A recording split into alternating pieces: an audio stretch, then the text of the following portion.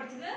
A പഠിച്ചു, B പഠിച്ചു, പിന്നെ 1, 2 പഠിച്ചു അല്ലേ? നമ്മൾ എഴുതാനും പഠിച്ചു. മേലെ ഡോട്ടിന്റെ മേലെ കൂടെ ട്രേസ് ചെയ്ത് എഴുതാൻ പഠിച്ചു. 1 പഠിച്ചു, 2 പഠിച്ചു, പിന്നെ സിദ്ധാർത്ഥ് A പഠിച്ചു, B യും പഠിച്ചു അല്ലേ?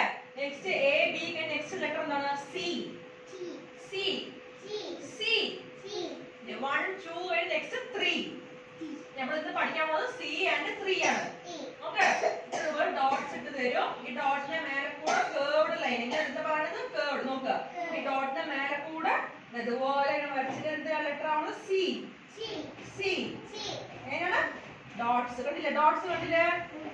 ഈ ഡോട്ട്സിന്റെ ഇങ്ങനെ നമ്മൾ ഇവിടുന്ന് സ്റ്റാർട്ട് ചെയ്യണം. ഇവിടുന്ന് സ്റ്റാർട്ട് ചെയ്യാൻ പറ്റില്ല. ഇവിടുന്ന് നമ്മൾ സ്റ്റാർട്ട് ചെയ്യണത്. ഈ നോക്കുക, ശ്രദ്ധിക്കുക എല്ലാവരും. നോട്ട്സ് എഴുതാൻ തരുമ്പോ ഈ ഡോട്ടിന്റെ മേലെ കൂടി ഇങ്ങനെ വരച്ച് എന്ത് ലെറ്റർ ആണത്? C. നമ്മൾ C4 പഠിച്ചു. എന്തൊക്കെയാണ് നമ്മൾ C4 പഠിച്ചത്? C4 cat. പിന്നെ പഠിച്ചത് കേക്ക് അല്ലേ? കേക്ക് കഴിച്ചിട്ട് എല്ലാവരും. അപ്പൊ C4 Siddhartha C4 cat. Siddhartha പറയും C4 cat. Cake. C4 cat.